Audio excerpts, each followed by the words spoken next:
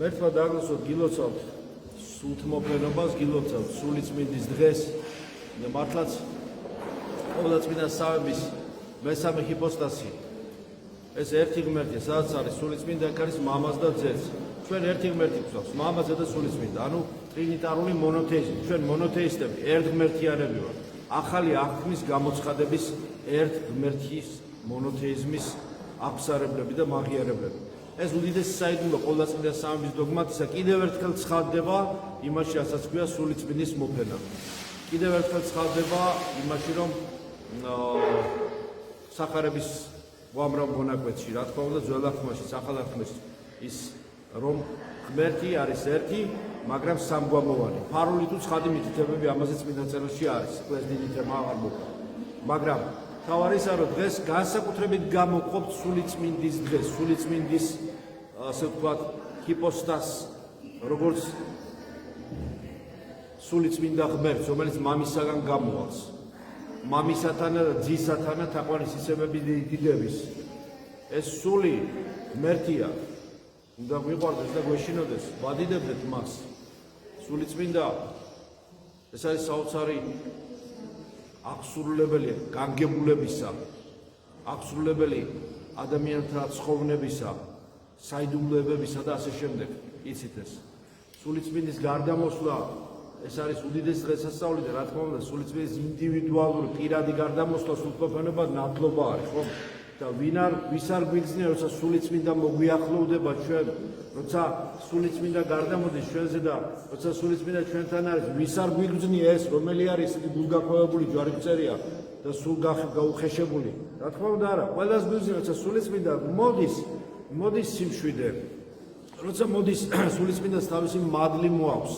ღმერთს თავისი მადლი მოაქვს, როცა მოდის საოცრად სიმშვიდე მოაქვს და რაც მთავარია, ეს უნდა გამოვა აუცილებლად. სულიწმინდა ეს არის ნუგეშინის მცემელი სული. ეს არის ნუგეშინის მცემელი. ხოი როგორ გვჭირდება ჩვენ ცოდვილებს დღეს ამ ძიმე ცხოვრებაში ეს ნუგეშინის სემა, ნუგეში. ადამიანის ნუგეში კარგია რა თქმა უნდა, რა თქმა უნდა ძალიან კარგია და სასურველი და საყვარელია და სიყვარულის გამომცელებელია და ქრისტიანული ცხოვრების გამომავლინებელია და კულტურისა და შინაგანი კეთის განწყობის და ასე შემდეგ, მაგრამ ის მეტაფიზიკური ნუგეში, რომელიც სულიწმინდისაგან მოდის, ის იმდენ რამეს შეიცავს, იმდენ სისავსეს შეიცავს სულიწმინდის ნუგესი, რომ ვერანაირი ნუგეში ვერ მიემსგავსება, არ ვიცი.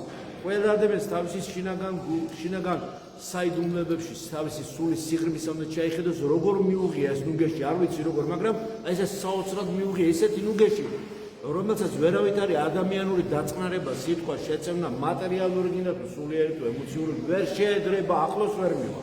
ეს არის რაღაცა საოცარი ნუგეში.